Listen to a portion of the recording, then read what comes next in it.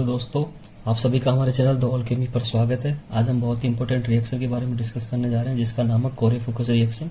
और ये कोरे-फ्यूकस रिएक्शन नहीं अपने CSIR नेट में कई बार पूछी गई है और गेट में भी कई बार पूछी गई है। जब भी ये रिएक्शन पूछी जाएगी आपसे, या तो सिंपली डायरेक्ट पूछी जाएगी रिएजेंट दे करके और सबस्ट्रेट दे करके, या फिर ये रिएक्शन किसी मिक्सिंग मिसलेनियस क्वेश्चंस के साथ पूछी जाएगी कि किसी स्टेप में, एक स्टेप में इससे बनने वाला जो प्रोडक्ट होगा वो दूसरी रिएक्शन का किसी का सबस्ट्रेट होगा। क्लियर है? तो इस प्रकार से भी ये रिएक्शन पूछी जा सकती है।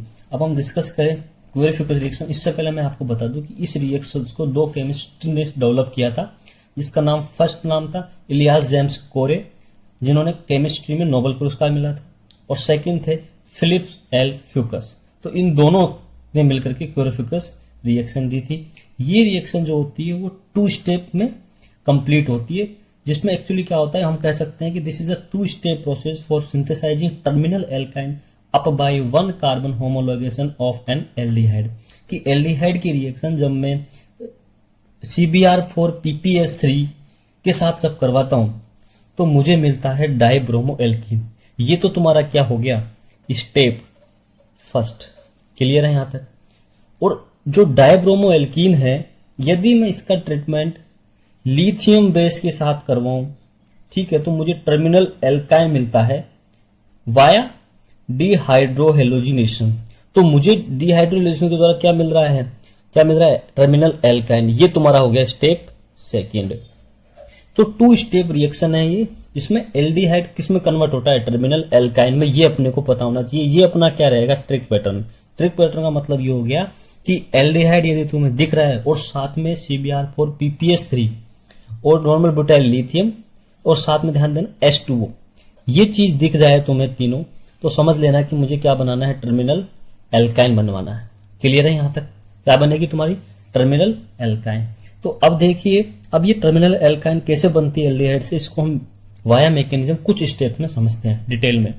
सबसे पहले मैंने कहा कि जो तुम्हारा PPS3 ये एज ए न्यूक्लियोफाइल ट्रीट करेगा और ये न्यूक्लियोफिलिक अटैक देगा। न्यूक्लियोफिलिक अटैक कैसे, देखो PPS3 पे जो फॉस्फोरस है उस पर उपस्थित लोन पे CbR4 के ब्रोमीन के ऊपर क्या करेगा, अटैक करेगा। क्लियर है? जैसे इसने अटैक किया, यहां से ये बॉन्ड किधर शिफ्ट हुआ, CbR3 की तरफ। तो वो बनने वाली स्पीशीज मिली, वो जो मुझे क्या मिली, PPS3 P plus Br plus CbR4 minus. पहला स्टेप क्लियर है क्या हुआ? अब ध्यान देना, सेकेंड स्टेप जो कर रहा हूं मैं, वो हो गया तुम्हारा nucleophilic attack O by carbanion. It means ये जो तुम्हारा कार्बोनाइन बना फर्स्ट स्टेप में, ये अब न्यूक्लियोफिलिक अटैक करेगा। जैसे ही अब ये जो स्पीशीज बनी, इस पर ये जब अटैक करेगा, देखो ये पॉजिटिव चार्ज स्पीशीज, ये नेगेटिव चार्ज। जैसे ये कार्बोनाइन एज ए न्यूक्लियोफिलिक अटैक करेगा इस स्पीशीज पर, तो यहां से ये Br माइनस क्या हो जाएगा, बाहर हो जाएगा। क्लियर है यहां तक? तो जैसे ही ये Br माइनस बाहर हुआ, बनने वाली स्पीशीज मुझे क्या मिली, Br3C और PPS3 प्लस के साथ ये बॉन्डिंग कर लेगा और Br माइनस बाहर नहीं जाएगा। क्लियर है यहां तक? यहां तक क्लियर है तुम्हारा? अब ध्यान देना, अब इस स्टेप में जो ये बना, इसकी रिएक्शन में फर्दर किसके साथ करवा रहा हूं, PPS3 के साथ में। तो ये जो तुम्हारा बना, इसको मैंने खोल के लिखा 2 Br इधर, 1 Br को यहां लिख दिया। अब इस स्टेप में क्या हो रहा है, ध्यान देना, जो PPS3 का जो फॉस्फोरस है वो अब क्या है कि इस Br पर अटैक करेगा। किधर अटैक करेगा, ये जो तुम्हारा Br है इस पर अटैक करेगा। जैसे यहां अटैक करा, ये अपना इलेक्ट्रॉन इस वाले कार्बन वाले बॉन्ड को दे देगा। जैसे ये बॉन्ड को देगा, बनने वाली स्पीशीज क्या कहलाती है तुम्हारी, फॉस्फोरस इलाइड्स। ये क्या बन गया तुम्हारा, इलाइड। तो इसको हम कह सकते हैं इस आपको जनरेशन ऑफ इलाइड्स। तो इसमें तुम्हारी ये क्या बन गया, इलाइड बन गया। क्लियर है? जैसे ही इलाइड बना, जो रेस्ट जो तुम्हारी स्पीशीज बनेगी वो क्या हो गया, PPS3 PBr प्लस।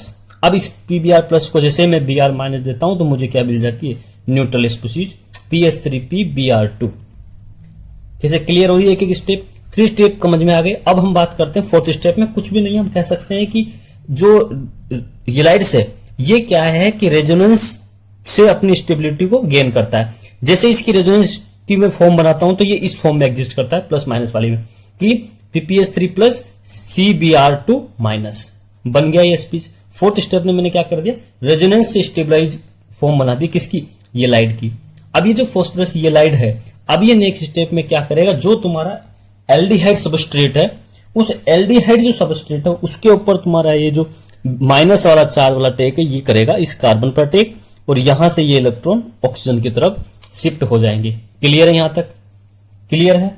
देखो जैसे ही ये यहां से शिफ्ट हुआ, बनने वाली स्पीशीज मुझे क्या मिल रही है यहां पर तुम्हारी, कि यहां ये वाला कार्बन इस कार्बन के साथ में क्या कर लेगा, बॉन्डिंग कर लेगा, और ऑक्सीजन पर क्या आ जाएगा, नेगेटिव चार्ज जनरेट हो जाएगा। क्लियर है यहां तक? अब क्या होगा नेक्स्ट स्टेप 6 में, कि ये जो तुम्हारा ऑक्सीजन है ये इंटरनली अटैक करेगा किस पर, PPH3 प्लस पर। क्लियर है क्या कह रहा हूं मैं? ये जो तुम्हारा ऑक्सीजन पर नेगेटिव चार्ज है ये इंटरनली क्या करेगा, अटैक करेगा। जैसे ये इंटरनली अटैक करेगा मुझे 4 मेंबर साइक्लिक ट्रांजिशन स्टेट मिलती है। क्लियर है? यहां पर क्या मिल रही है मुझे, 4 मेंबर साइक्लिक ट्रांजिशन स्टेट। अब जैसे ये स्टेप मिली, इस स्टेप को बहुत इंपॉर्टेंट है समझना, इलेक्ट्रॉन का मूवमेंट किस तरफ हो रहा है।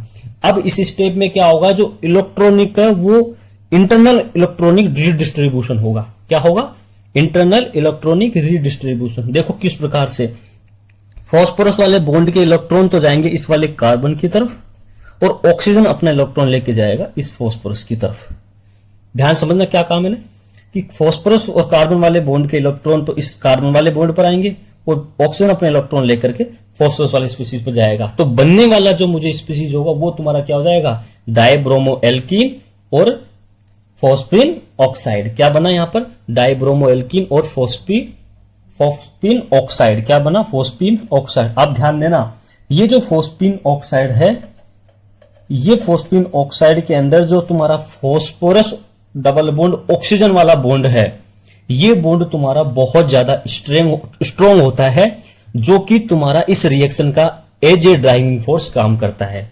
क्या कहा मैंने, कि इस 7th स्टेप में जो तुम्हारा ये इलेक्ट्रॉन के मूवमेंट के बाद में जो मुझे जो ये फॉस्फीन ऑक्साइड और डाइब्रोमो एल्कीन मिली, तो इसमें जो फॉस्फीन ऑक्साइड है, इसमें जो phosphorus double bond oxygen bond है, कौन सा, phosphorus double bond oxygen bond, ये बॉन्ड क्या होता है, बहुत ज्यादा स्ट्रॉन्ग होता है, जो ही इस रिएक्शन का तुम्हारा एज ए ड्राइविंग फोर्स काम करता है। क्लियर है? जैसे ही ये स्टेप हुआ, नेक्स्ट स्टेप में क्या होगा, डाइब्रोमो एल्कीन जो है वहां पर ब्यूटाइल लिथियम जो एज ए बेस काम कर रहा है, वो यहां से तुम्हारा क्या करेगा, हाइड्रोजन क्या करेगा, H+ की फॉर्म में एक्सट्रैक्ट करेगा। जैसे ही यहां से H+ के रूप में एक्सट्रैक्ट करा, मुझे यहां पर क्या हो गया, नेगेटिव चार्ज जनरेट हो गया। अब ये जो नेगेटिव चार्ज स्पीशीज है, ये जैसे नेगेटिव चार्ज इस वाले बॉन्ड पर अटैक करेगा, यहां से तुम्हारा ट्रांस वाला Br बाहर। यहां तक क्लियर है, कि जैसे यहां नेगेटिव चार्ज स्पीशीज अटैक करी, Br तुम्हारा क्या हो जाएगा, बाहर हो जाएगा। जैसे Br बाहर हुआ, मुझे बनने वाली स्पीशीज क्लियर है, यहां तक क्या बन गई तुम्हारी, ये स्टेप यहां तक क्लियर। अब ध्यान देना, अब इस स्टेप में क्या होगा, कि अब ये जो फाइनल स्टेप क्या है, जैसे ये स्पीशीज मुझे मिली, इस स्पीशीज की रिएक्शन जब मैं ब्यूटाइल लिथियम के साथ और एन हेक्सेन के साथ करवा रहा हूं, तो अब यहां पर क्या हो रहा है, कि मैं कह सकता हूं कि हेलोजन मेटल एक्सचेंज होगा यहां पर स्ट्रॉन्ग बेस की प्रेजेंट में, halogen metal exchange. Halogen metal मतलब यहां से जो Br है वो हट जाएगी और वहां पर आकर के लिथियम जुड़ जाएगी। क्लियर है? ये स्टेप क्या हो रहा है, हेलोजन मेटल एक्सचेंज को हम कहते हैं मेटलेशन।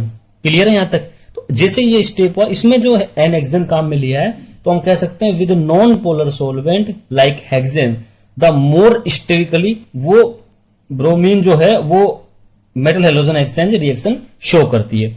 अब क्या है कि यहाँ पर जो ये Br है ये बाहर निकल जाती है, क्योंकि यहाँ पर नॉन पोलर सोलवेंट अपने काम नहीं लिया है। अब फाइनल स्टेप में क्या होगा, कि ये जो लिथियम है ये हट जाएगा H2O की प्रेजेंट में, वहां पर हाइड्रोजन जनरेट हो जाएगी, जो अपना मेजर प्रोडक्ट होगा, टर्मिनल एल्काइन बन जाएगा, और LiH की फॉर्मेट में बाहर।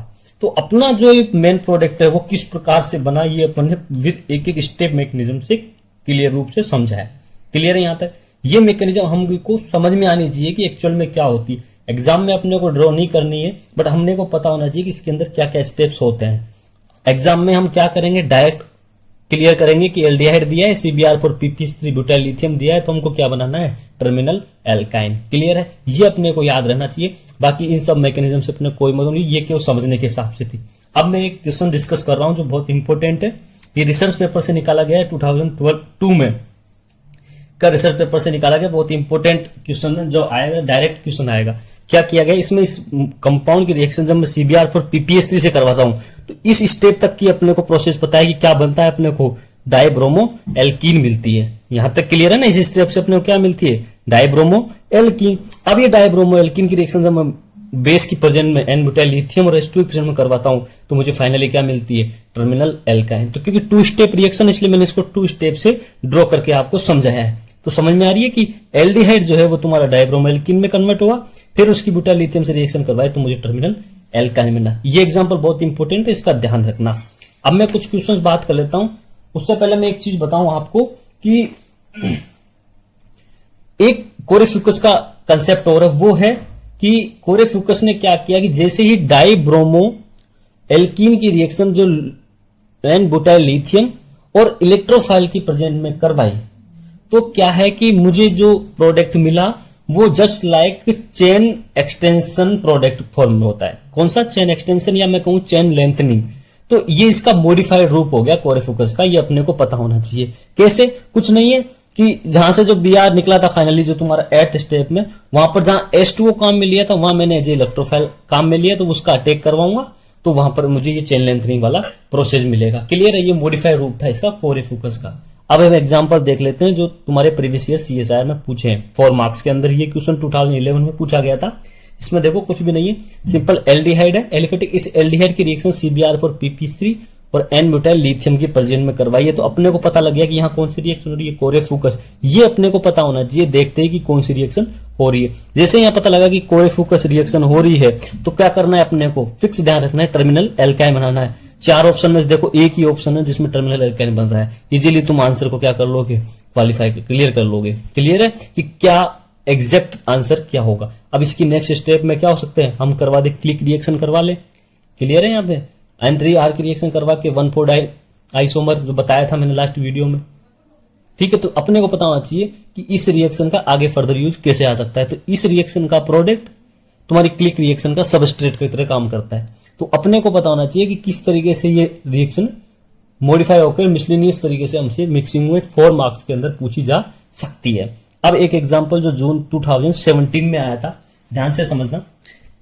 यहां पर जो एल्डिहाइड है उसकी रिएक्शन PPr3 CBr4 के साथ करवाई है। तो पहला ये अपना स्टेप था जो कोरेफ्यूकस का था। फर्स्ट स्टेप में क्या बोलता है, यहाँ पर डायब्रोमो एल्कीन मिलती है। तो देखो डायब्रोमो एल्कीन कौन कौन से स्टेप में, A और D में। तो ऑप्शन B और C तो तुम्हारा कट गया यहां से। क्लियर है यहां तक? अब ऑप्शन B और C कट गया तो बचा कौन, A और D। अब ध्यान देना, अगले स्टेप से हम दोनों ऑप्शनों में से भी एक ऑप्शन काटेंगे। देखो जैसे ही मैंने डायब्रोमो एल्कीन बनी उसकी लिथियम 2 इक्विवेलेंट ब्यूटाइल लिथियम के साथ करवाया, जिसमें एक में तो बेस को निकाल के अटैक करवाता है, दूसरे में वो लिथियम मतलब एज ए मेटलेशन करता है। तो ब्यूटाइल लिथियम रिएक्शन जब करवाई उसके बाद में देखो इसने क्या दिया है, CO2। ये CO2 H3O प्लस एज हम कह सकते हैं कि चेन लेंथनिंग की काम करेगा, इलेक्ट्रोफाइल पर अटैक वाला कंसेप्ट यहाँ पर काम करेगा, जो मैंने अभी मॉडिफाइड रूप बताया था। देखो कैसे, जैसे तुम्हारा ये बना, इस स्टेप में फिर क्या होगा कि जो तुम्हारा ये बेस है वो बेस यहां से तुम्हारी ये हाइड्रोजन को निकालेगा, नेगेटिव चार्ज जनरेट होगा, ये नेगेटिव चार्ज अटैक करेगा, यहां से ये Br बाहर। तो जैसे ही मुझे Br मिला, अब एक Br बच गया तुम्हारे यहां पर। जैसे ही तुमको क्या मिला, यहां पर ये Br मिल गया। इस Br पर तुम्हारा क्या हो गया, एन ब्यूटाइल लिथियम का जो सेकंड इक्विवेलेंट है वो फिर से रिएक्शन करेगा और वहां पर लिथियम बना देगा। अब ये लिथियम क्या करेगा, तुम्हारा ये जो तुम्हारा CO2 है यहां पर तुम्हारा ये अटैक करेगा और तुमको क्या बना देगा, ये इस प्रकार से जनरेट कर देगा। क्लियर है यहां तक? मैं इधर का पार्ट हटा रहा हूं क्योंकि हमको समझ में है क्या एक्चुअल में रिएक्शन क्या हो रही है। जैसे ये बना, अगले स्टेप में देखो क्या होगा कि तुम्हारा ये जो H3O प्लस है इसकी रिएक्शन होगी, वो क्या कर देगा, यहां पर जो भी चार्ज वाली स्थिति से उसको न्यूट्रल कर देगा। तो वहां पर फाइनली मुझे क्या मिला, यहां पर एसिड मिल गया। तो तुम्हारा जो मेन रिएक्शन है वो तो यहां कंप्लीट हो गया कोरेफ्यूकस, बट उसका मॉडिफाइड रूप क्या कहता है कि चेन लेंथनिंग भी हो सकती है। चेन लेंथनिंग कैसे हुई, देखो यहां पर क्या हो गया, फाइनली मुझे क्या जुड़ा हुआ मिला, वो अपने को पता होना चाहिए। तो क्लियर है रिएक्टर यहां तक? तो कोरेफ्यूकस रिएक्शन अपने को बहुत इंपॉर्टेंट है, इसलिए इसका ध्यान रखना। 4 मार्क्स के लिए ही ये रिएक्शन काम में लेते हैं मैक्सिमम टाइम। ये CSIR 4 मार्क्स में पूछा है, गेट के लिए भी बहुत इंपॉर्टेंट है। ठीक है, कोरेफ्यूकस यहाँ आप कंप्लीट कर दें। नेक्स्ट वीडियो में फिर हम डिस्कस करेंगे नए new reagents and name reactions. Video अच्छी लगी तो लाइक करें, सब्सक्राइब करें और कमेंट करके बताएं कि वीडियो में कोई चीज जो आपको समझ में ना आए उसको कमेंट करके बता दिया जाए। ओके, और यदि कोई पहली बार वीडियो को देख रहा है तो चैनल को सब्सक्राइब करें। और